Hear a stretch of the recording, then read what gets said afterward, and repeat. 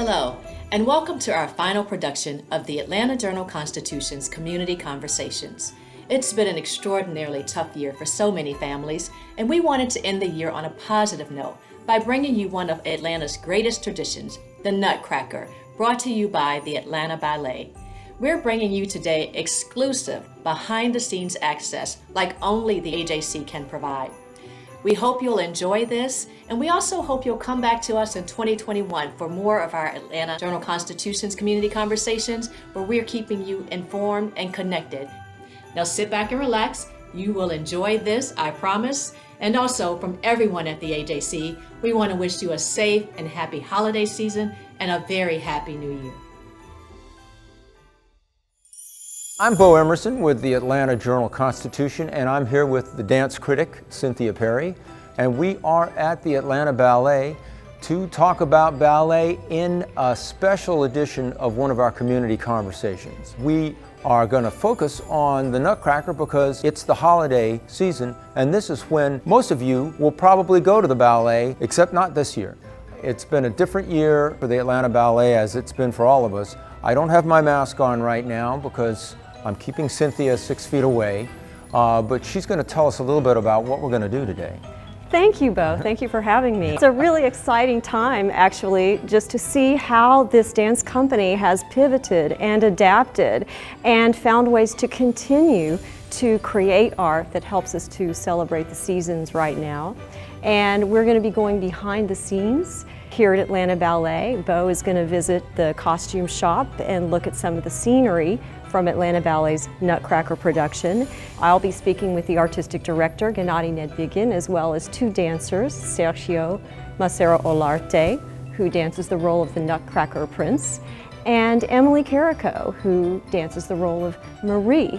What we have this year is not a live production, but a virtual production on video, which is available right now, streaming online as Nutcracker On Demand. And some of you may have gone to the drive-in Nutcracker at the Cobb Energy Center, which is where they were hoping to put it on this year, but will hopefully happen next year. And also there's going to be little tidbits about the Nutcracker called 30 Days of Nutcracker popping up on social media here and there. That's right. So today we hope that you all will sit back and relax and enjoy our visit to Atlanta Ballet.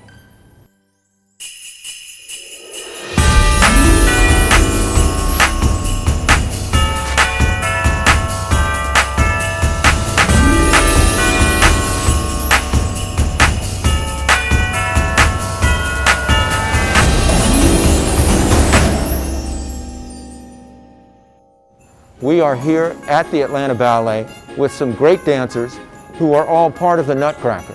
We're going to show you how they put this ballet together, but first we're going to start with a little behind the scenes look at the costume shop.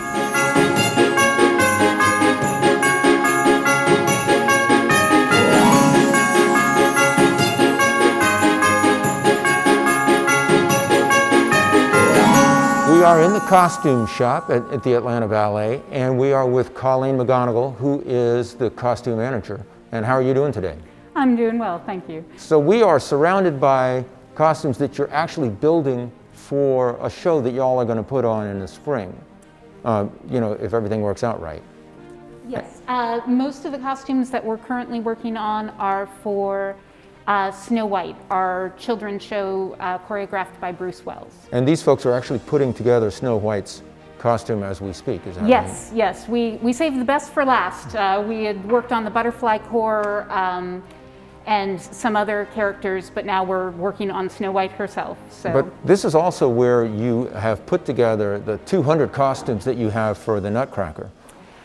This is part of the place. The Nutcracker actually took about 2 years of planning and work, and it was spread out through shops throughout the world, really. We had makers in the UK, we had makers in Germany, we had people in Seattle working on them. Because it is 200 costume pieces and we're such a small shop, we had to sort of spread the workload. And then they mail them back to you, or? They would actually travel with them. They would, from the UK, they actually came by boat. And they put them on, they packed them up and sent them, and then they flew over and we did fittings together, and then they sort of handed things off to us, and then we finished construction. So. And we talked about how the dancers will sometimes tear something, and in fact, this is a very vigorous activity, and you have to be ready with a needle and thread during performances when something gets ripped or comes apart.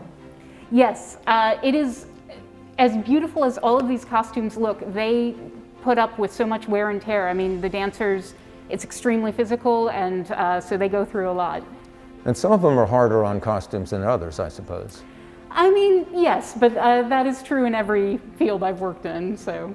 And now you have some of the folks who have been part of the Nutcracker modeling some of the costumes right now that you'd like to introduce us to. Yes, if I can have our Act 1, our Gossip and Maid.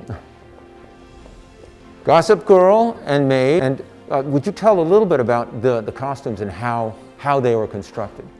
So the reason we have these two costumes together, they're both in Act 1, but they tell very different tales about our characters. As you can see, Caitlin in her Gossip is outside with her hat and her coat, and unfortunately never gets invited to the party. They just move on.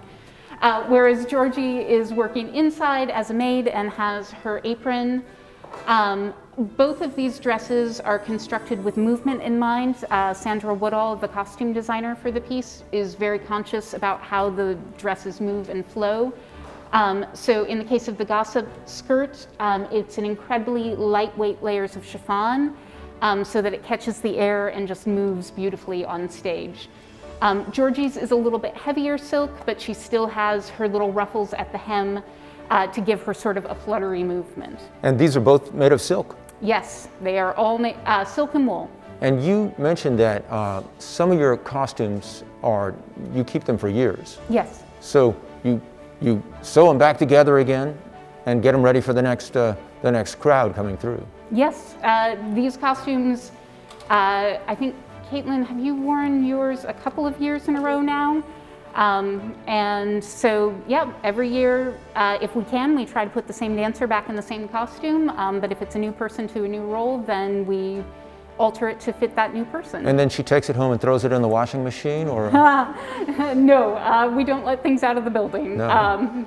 The same people who are there and taking care of repairs then also take care of the laundry in the evenings. So, and thank you so much for coming out. And you have two folks from the second act of Yes. the Nutcracker. Tell us about them. Thank you both.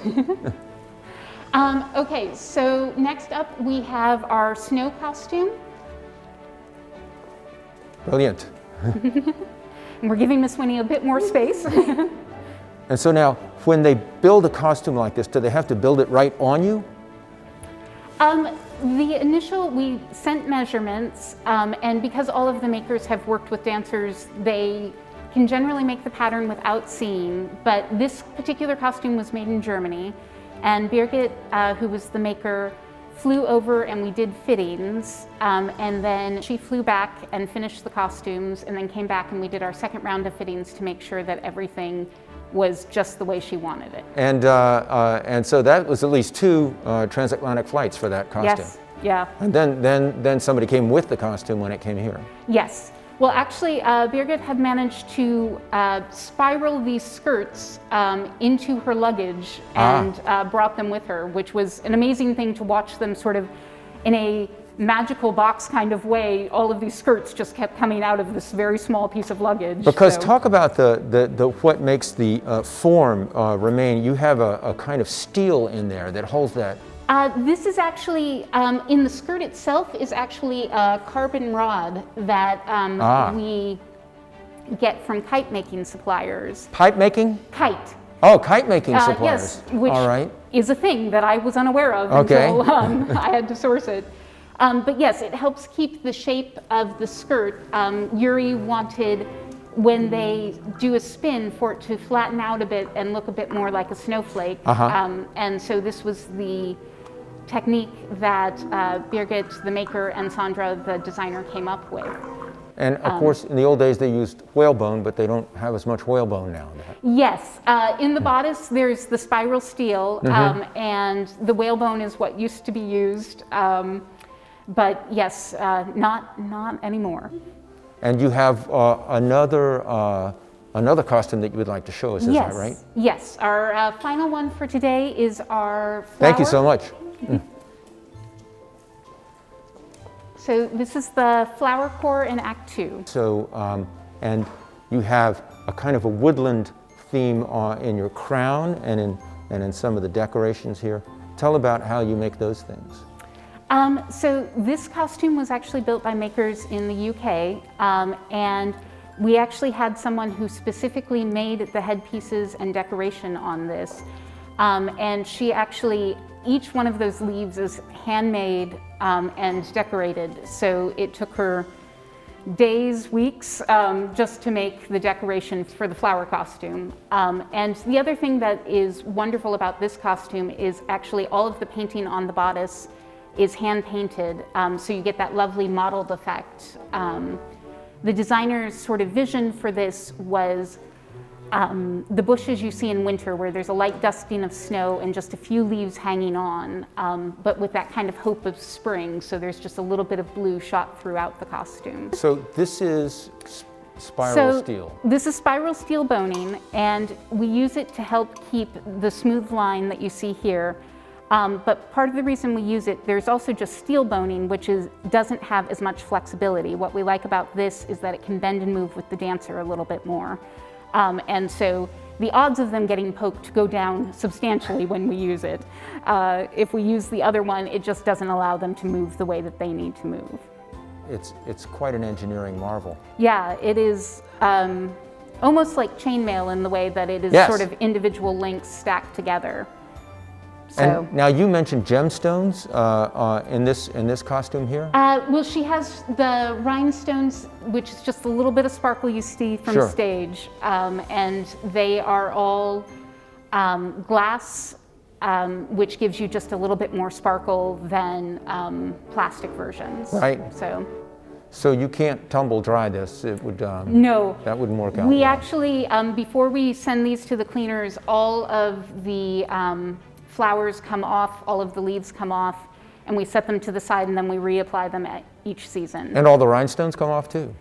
No, we just take the whole piece off. Oh, I see, because that's where they are. Yeah, and that is part of the reason behind why they're located there, so that we can take them off and it can be cleaned without losing any of the sparkle. Dominique, thank you so much for showing us the costume. Everything has changed because of COVID, including the whole last half of the last season being canceled and the Nutcracker being projected on the side of a building outside the Cobb Energy Center, right, or on a big screen. Yeah. And also being online. But how has it changed things, say here in the costume shop? Well, for us, we have to be more aware of course, our space. You know, we've tried to make it so everybody has a bit more of their own workspace. And with the dancers, we just have to be extremely aware in fittings to make sure everything's cleaned before and after, and just to take a little bit more time in between dancers. You know, in normal seasons during Nutcracker, we can have, you know, we'll be doing fittings every 15 minutes, and so that's a high turnover, and now we have to kind of slow that down and give ourselves time in between. And now, as you pointed out, this is where you build and repair costumes, but you have hundreds of costumes, and you have a big warehouse where you keep them all, including a room that's cold as if, because the costumes like to stay cold. They do, or at least at a consistent level, and we also have dehumidifiers to help keep the moisture levels down. So we're going to go and check out that warehouse where you have costumes dating back 20 years and maybe even longer. Yes, we do. But Colleen McGonigal, I appreciate you taking time with us right here. Thank you so much.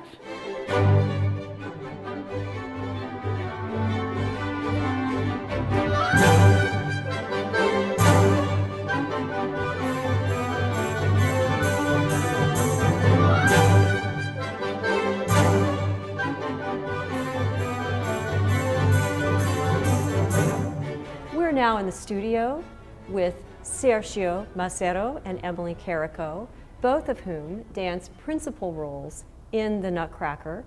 They have danced, you've danced the role of Marie, and Sergio, you've danced the role of the Nutcracker Prince. Usually you dance in different casts, is that correct? Correct. But they are actually a couple off stage, and that is why they are not socially distanced as the rest of us are. So, first of all, I'd like to ask each of you a little bit about Yuri Pasikov. His work is extraordinary. He has created works for the Bolshoi Ballet, for San Francisco Ballet, where he's resident choreographer, for the Joffrey Ballet. I've seen him in rehearsal. He's very passionate. What is it like to work with Yuri Pasikov? Emily?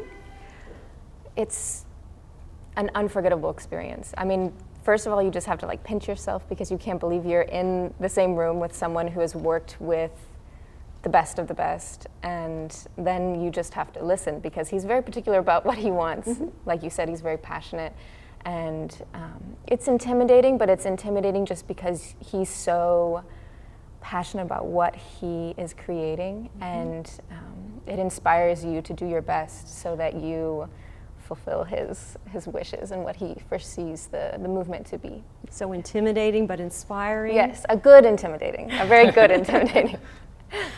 What about you, Sergio?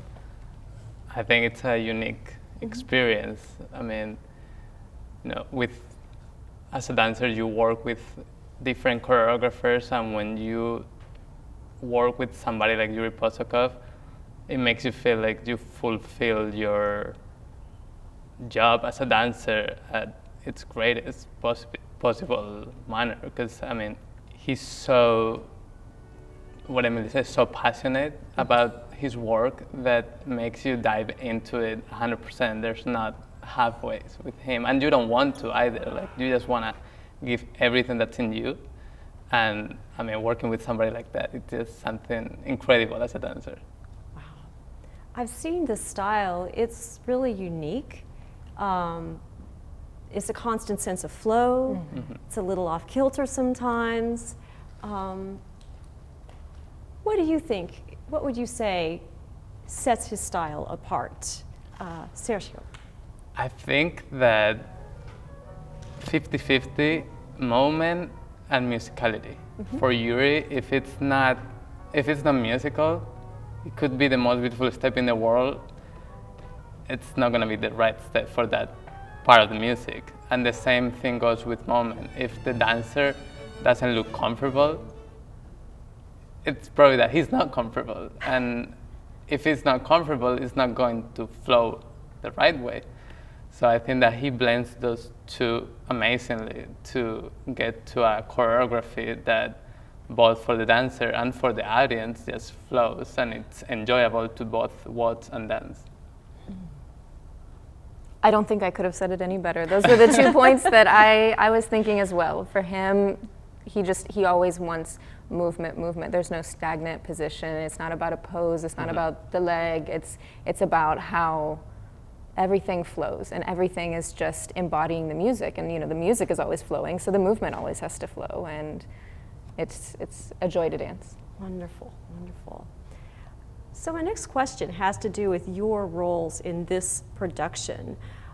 Most Nutcracker productions have, you know, a Snow Queen and King, have a Sugar Plum Fairy and Cavalier, but in this production, the role of Marie and the role of the Nutcracker Prince are much bigger and more extended, and surely quite the test of endurance because there's no Sugar Plum Fairy to step in and take over. You guys have to carry the ballet all the way through. So my question for you, for each of you, is how does this bigger, larger role enhance the story or the meaning behind the ballet? I think that it enhances the meaning behind the ballet because it really shows Marie's growth with the Nutcracker Prince. You don't have them going from, the battle scene where they work together and then they're in this enchanted land and they're looking around. They are in the enchanted land, they're dancing, they are experiencing all of the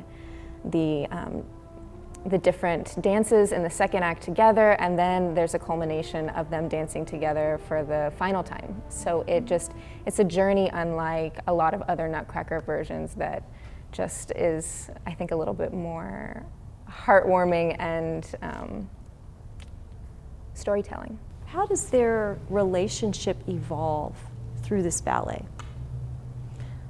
Well, it begins with her just being kind of shocked. She did have this small doll, and then she looks up at the top of the cabinet and there's a handsome prince. And at first it's shock, a little bit of trepidation, who is this? And then as the snow scene goes on, it gets more thrilling, so much movement, so much jumping. They're enjoying their time together on essentially a first date, dancing in the snow. And then, second act progresses and it's more of love instead of infatuation, I would say. Oh, that's beautifully put.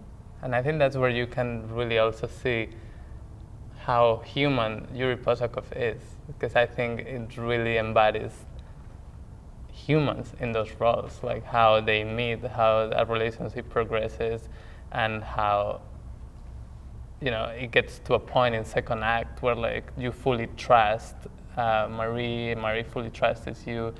And I think that he did an amazing job in portraying that throughout the ballet. So just to think about the Nutcracker in this country, it's kind of a cultural phenomenon that it's become a holiday tradition for us. And Emily, you grew up in the United States, and so probably danced in many, many Nutcrackers over the years. What role has the Nutcracker played in your development as an artist? It's always just been a constant, every year, of course, but a way to get on stage every year, which I think as a student is very important. You can take class and rehearse, but there's nothing like being on stage. So getting on stage every year as a student is crucial, and the Nutcracker has so many different parts and varying difficulties of dances, so it's a very good way to grow up, starting with dancing a mouse and then moving up, you're doing an angel or harlequin or anything like that, and then you finally reach some more difficult roles. So for me, growing up doing Nutcracker was just always oh, I hope I get the next part, the more difficult part. I hope I'm Marie next year. I hope I'm in the Snow Corps next year. And always just something to look forward to, something to continue working for. It was very important when I was growing up. Yeah, so there's this progression of roles, and you get to one level and then you have something else to aspire to and work towards the next year, and again and again. I want to ask you a little bit more about your training, because we've had conversations before and you had back surgery when you were quite young, spinal fusion, and then you found ballet. How did you experience ballet as a form of healing?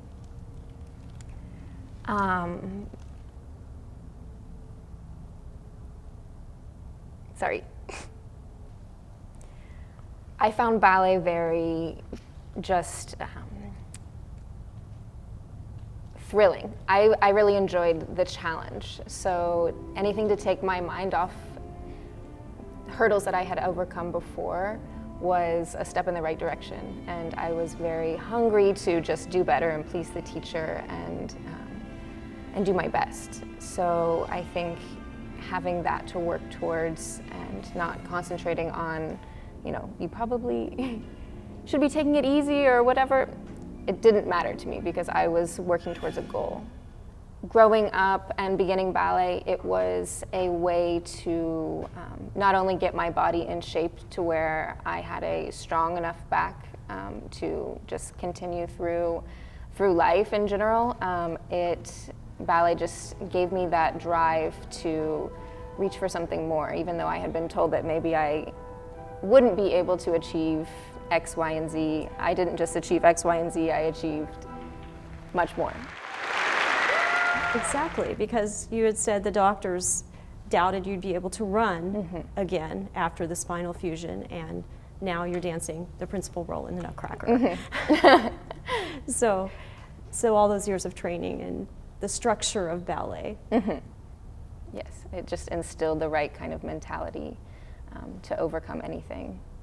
Yeah, dance in itself has the ability to give us the tools to overcome obstacles and to deal with challenges.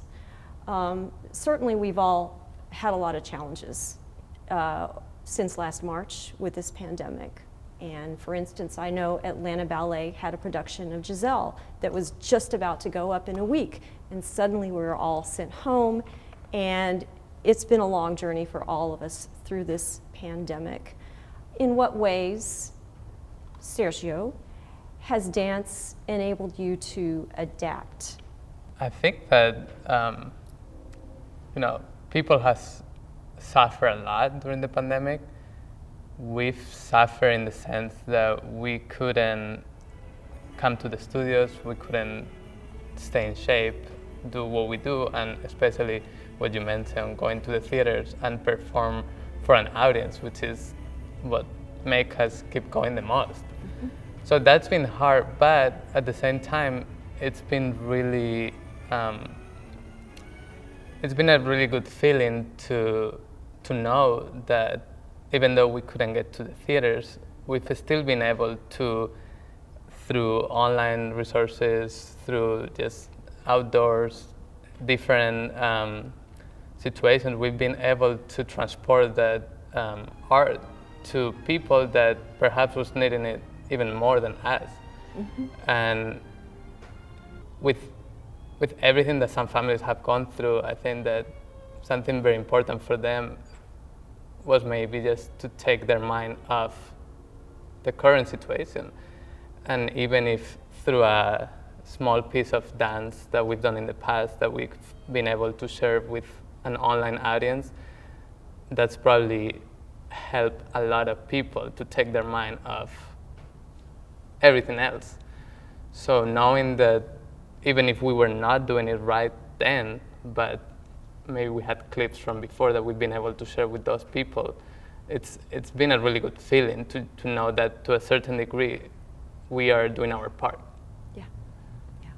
And I think the company has done an amazing job just sharing to the best of their abilities with and reach out to the biggest audience that they could possibly reach to. Emily Carrico, Sergio Macero, thank you very much for talking with us. Thank you. It's our pleasure.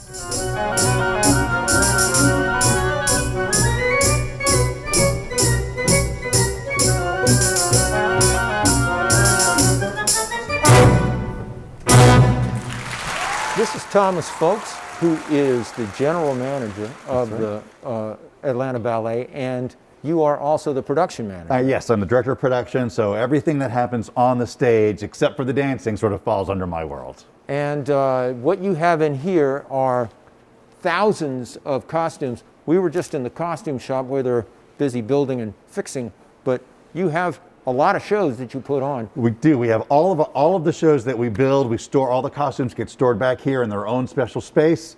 So I'd love to take you back there and show you. Let's go. Let's do it.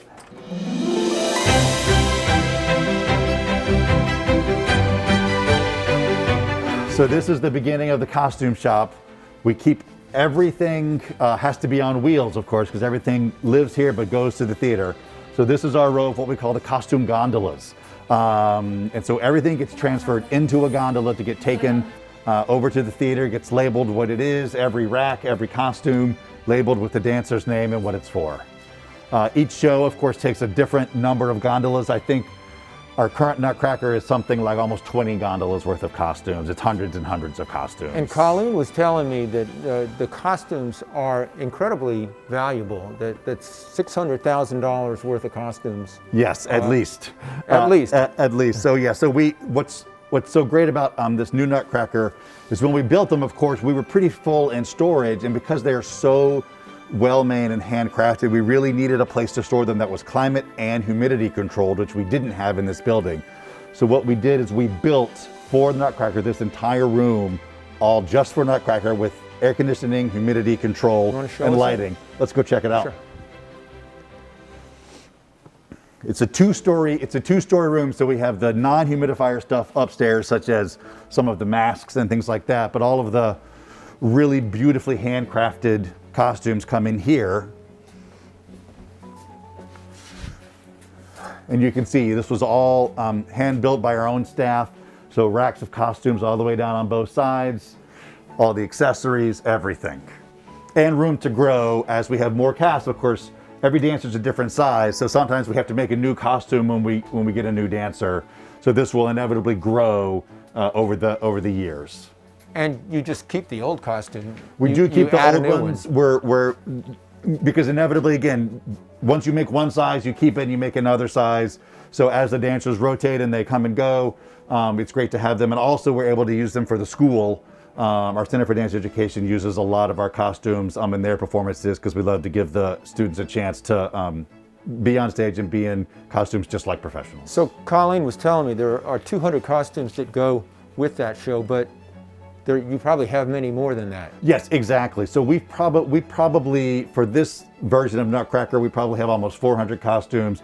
For the whole warehouse, it's probably several thousand costumes between all of our shows. You know, we have costumes dating back, over 20 years we have costumes from that we get to pick and choose from and use for everything.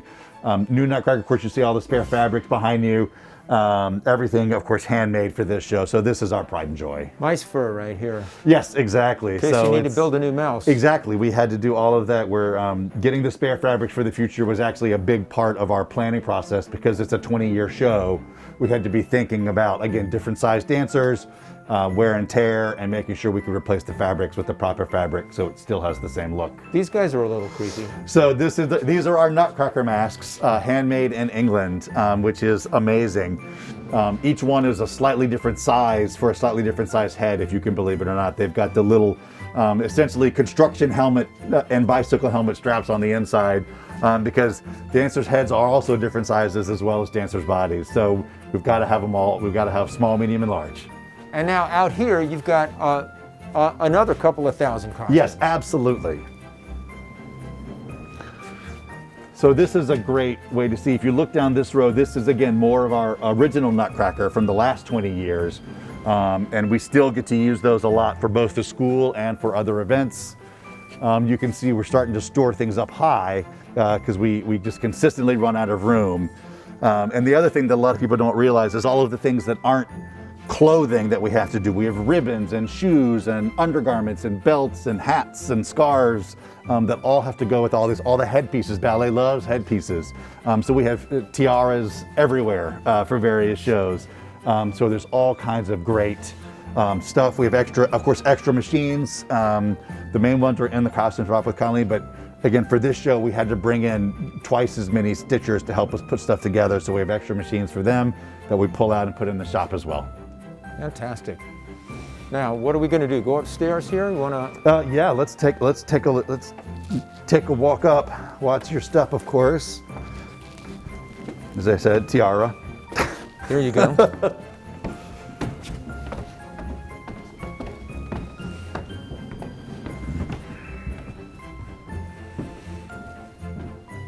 Oh, look at this. This gives you a good view of the... Right, so now we're standing up here on top of where we were. What we've put up here are some of the rehearsal clothes, a lot of the masks, and again, a lot of those accessories, hair accessories. Here's rats, rat heads, and so you can see they've got the shoulder straps because they're so large and heavy.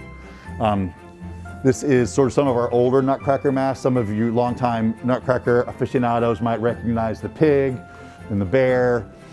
So that's been great.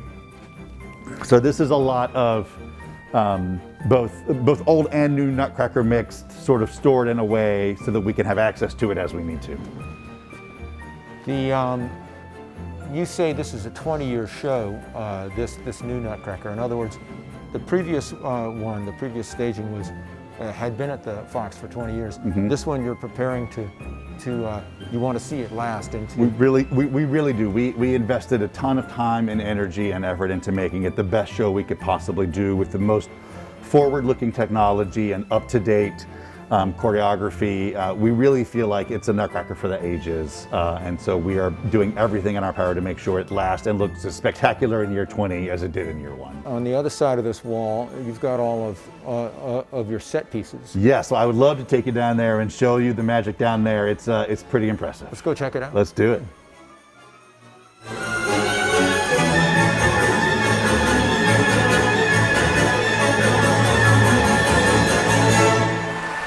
Studio now with Artistic Director of Atlanta Ballet, Gennady Nedvigin. And we're going to talk a little bit about the process behind this production of the Nutcracker and how he has navigated the past 9 months or so during this pandemic, and how perhaps we may have a new perspective on dance and on the arts. So, Gennady, thank you so much for being here. Thank you. It's my pleasure to be joining you. What I find striking about this new production that you pretty much you produced it. You're almost an impresario in gathering together the artistic team that created the production, is that it has that appeal to our love of tradition, right? It's grounded in E.T.A. Hoffman's original story and the era of E.T.A. Hoffman. And yet, somehow that creative team were able to unpack, draw out something new and fresh from a production that's been done many, many times in many different ways, and create something that, even though it holds on to the tradition, offers the story with a new perspective. Can you say a little bit about how the team came up with this idea? Well, first of all, we had an amazing creative team, and it was an honor to be with them in the same room, talking and discussing and developing the ideas and bringing thoughts on the table and those creative ideas. It was an amazing time. And we started pretty much working on it almost 3 years before we opened it. So it was a lengthy process, and for me it was first time ever working on a production of the full-length ballet, and one of the biggest ones probably in my lifetime, because it is major.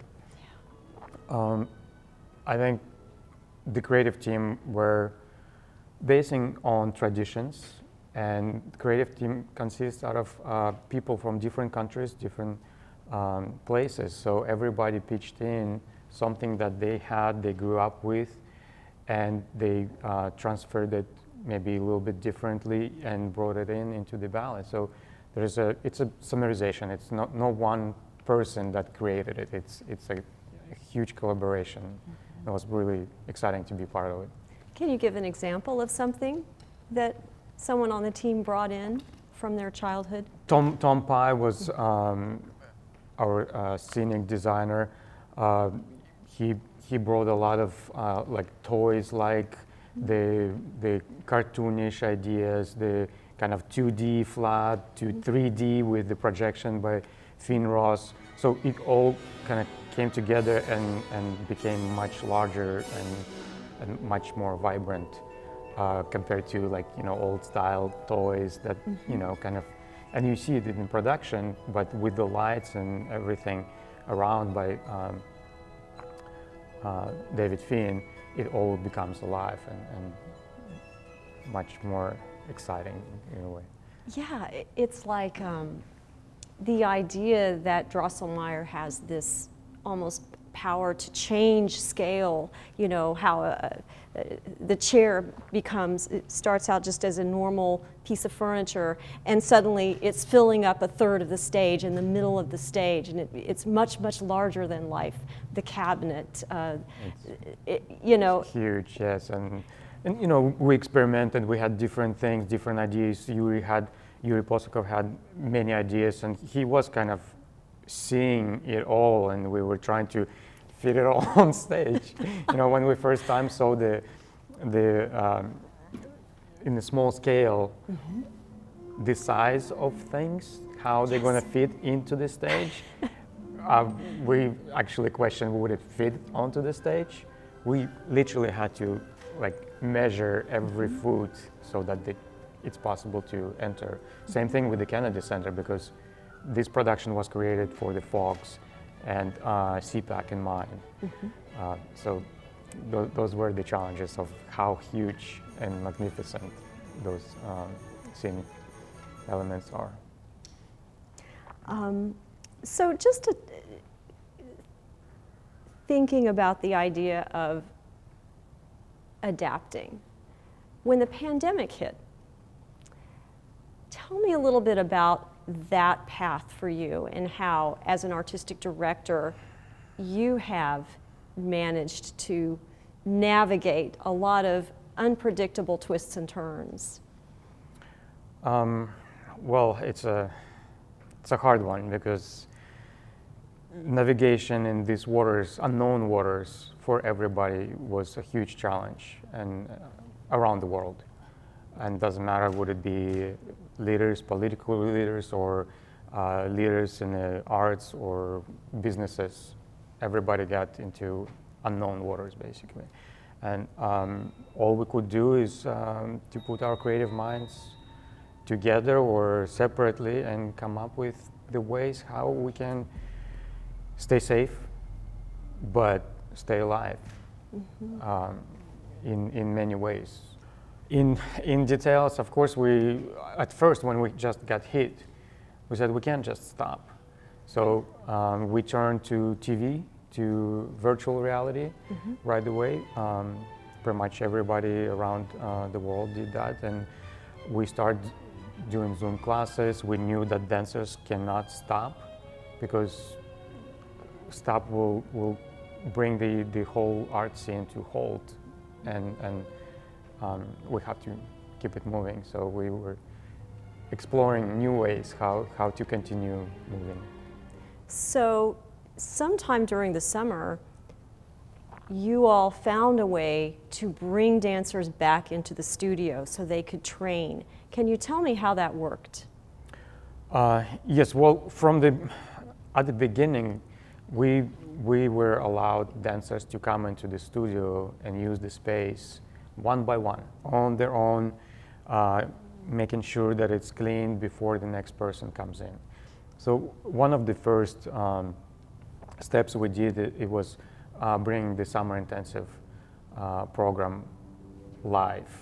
Okay. And Sharon Story, Dean of the CDE, Center for Dance Education, did a great and amazing job preparing all the materials, working with CDC guidelines, making sure that it's safe to bring students into the studios. And based on that experience, we were able later on, when our season were supposed to begin, bring our dancers back in the studio. But instead of, for example, working in one studio, having our morning class, our tradition, our breakfast for dancers, in one room we had to split it, and we were using 4 rooms to do that, so that we have smaller pods, we call them pods. Groups, yeah, of dancers, that they stay social distance. You can see the squares.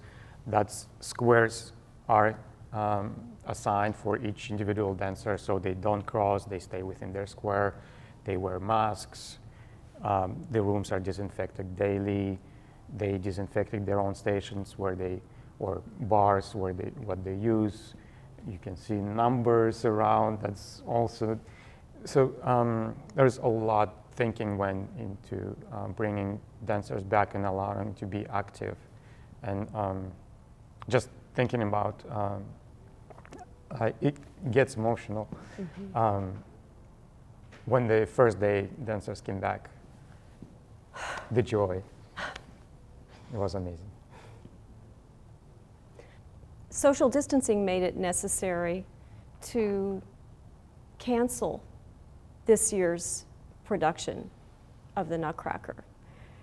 But very quickly, I believe, your team came up with an alternative solution, a very creative solution, which is this 2020 virtual Nutcracker experience, which involved kind of three main components, right? A drive-in movie and the virtual version of the Nutcracker, which I understand you and Atlanta Ballet videographer Brian Wallenberg edited together from a number of performances from the previous 2 seasons.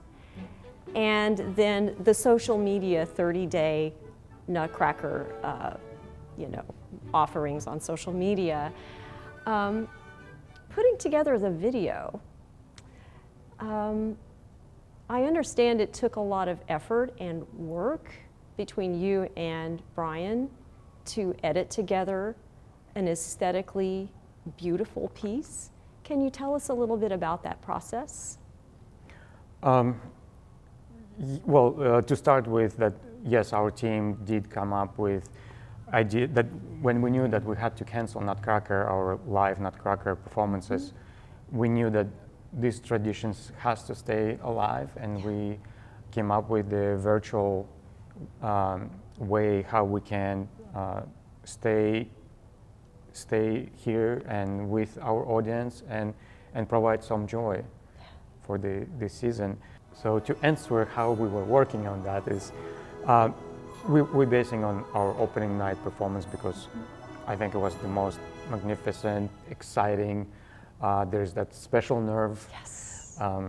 And that was the version that we worked with. We worked with the different cameras from different views, and that's what was kind of the challenge, to where to zoom in, where to zoom out, what to put, when somebody walking by coughed and we could not use the, how to smooth it out. So it was more about that, what angle to choose and things like that. And it's collaboration, and of course, majority of editing and picking things went on Brian's shoulders, and he did a great job with that. So I'm very happy how it all turned out. Well, Gennady, is there anything else you would like to say about the Nutcracker as it will be available to people through December the 27th? Well, of course, it's available to people on demand. We're happy to share. Please join. It's only $25 per link. It's not a big amount, but we want everybody to have this happy and merry mood and during this holiday season. So please join us and stay tuned. We'll bring some more, and I hope to see everybody in person in the theaters a year from now. I hope so too. Gennady Nedvigin, thank you very much for speaking with us today. Thank you very much.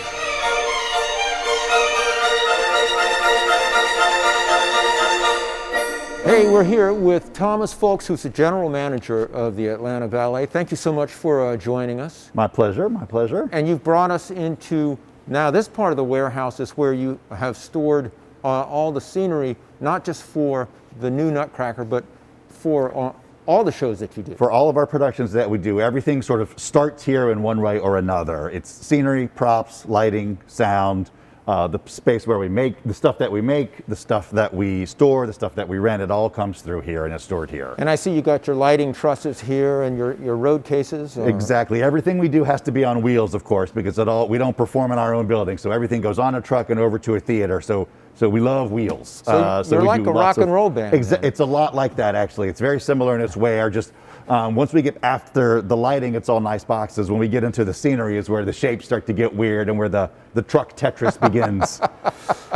In addition to being general manager, you also are construction manager? What's Director of production. Director of production. So basically anything that happens on the stage that's not dancing, that's in my world. So making sure the floor is set, making sure all the lights are on, the scenery, making sure the orchestra's ready.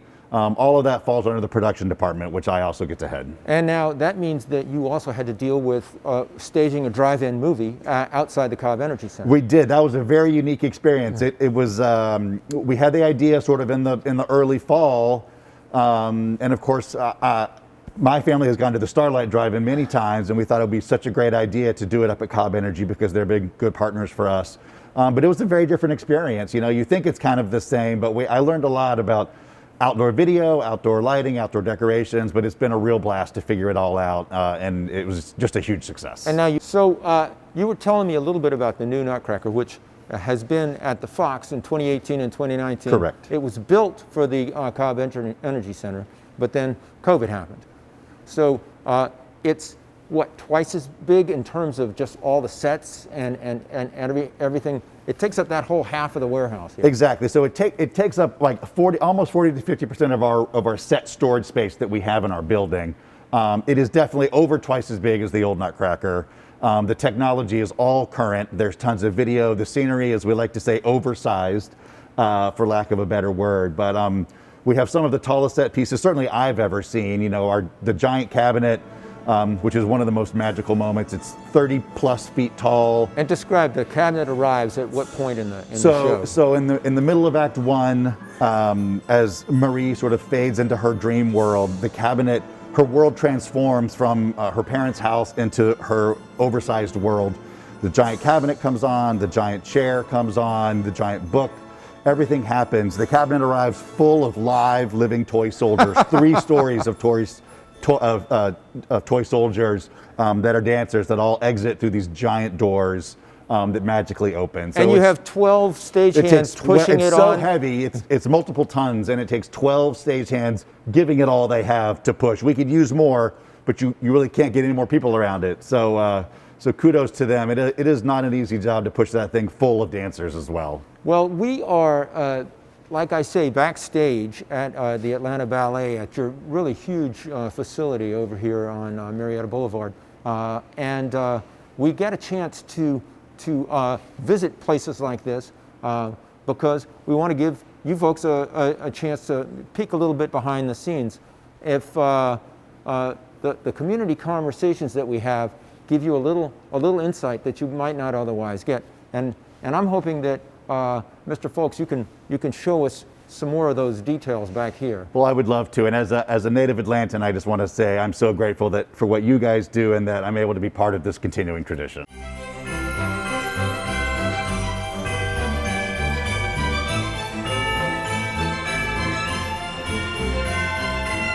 So the great thing about our warehouse is that it's all in one big location. We're very lucky that we have everything here between our offices, our studios, and our warehouse. So all of the production staff gets to all work in the same building.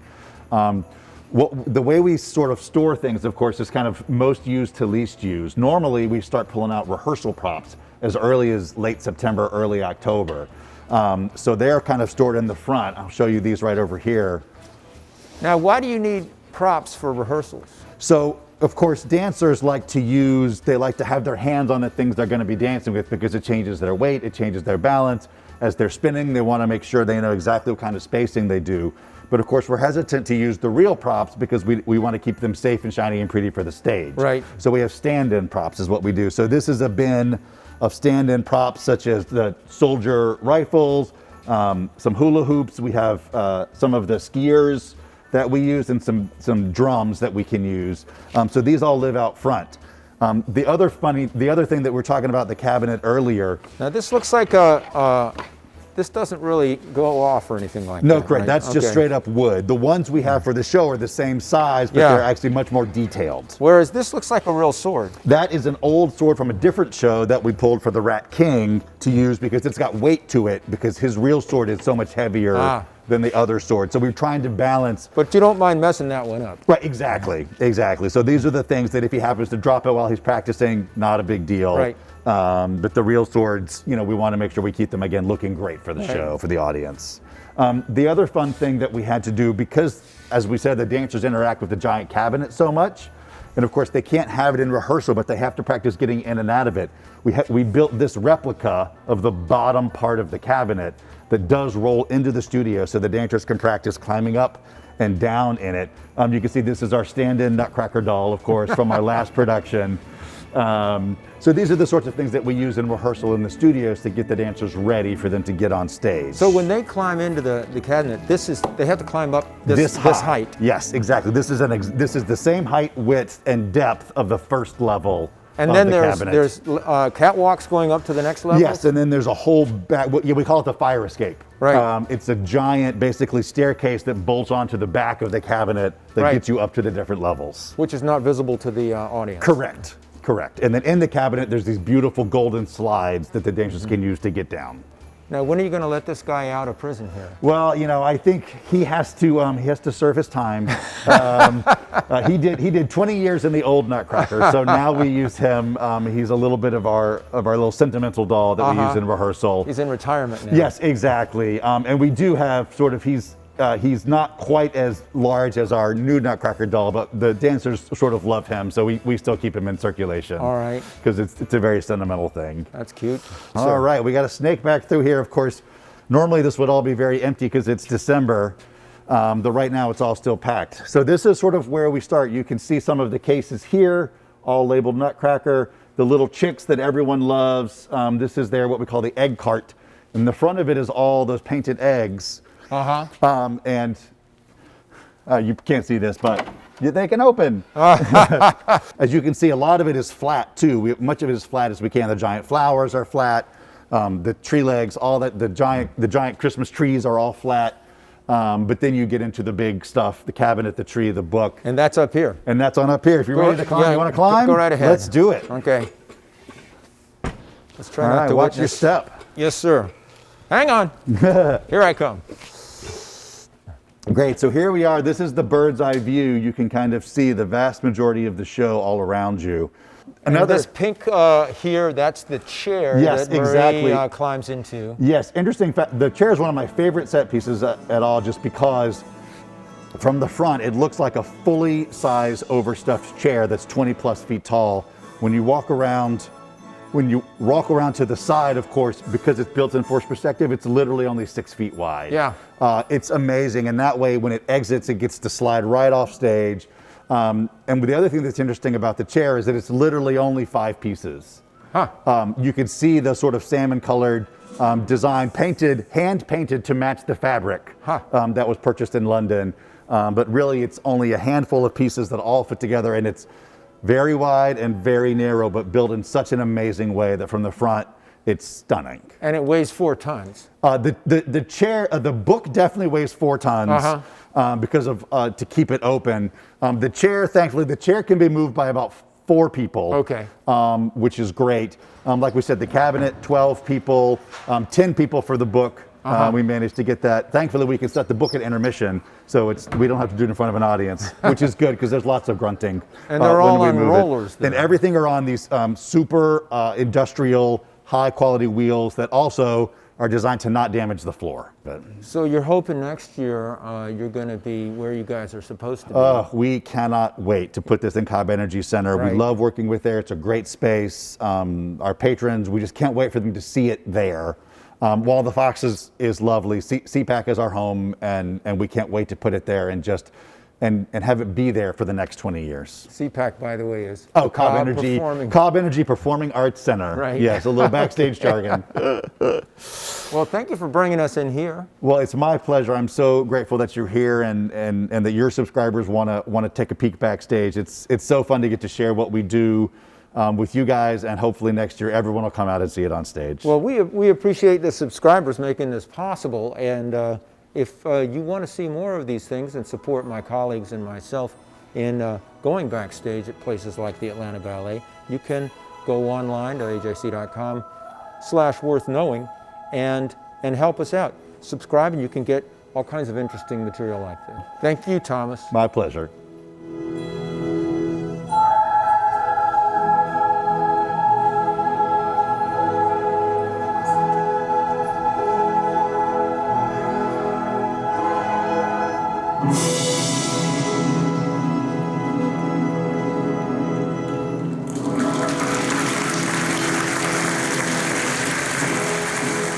That was great. I had a blast. I hope you enjoyed yourself. I enjoyed this visit very much, and I learned a lot by talking with those artists.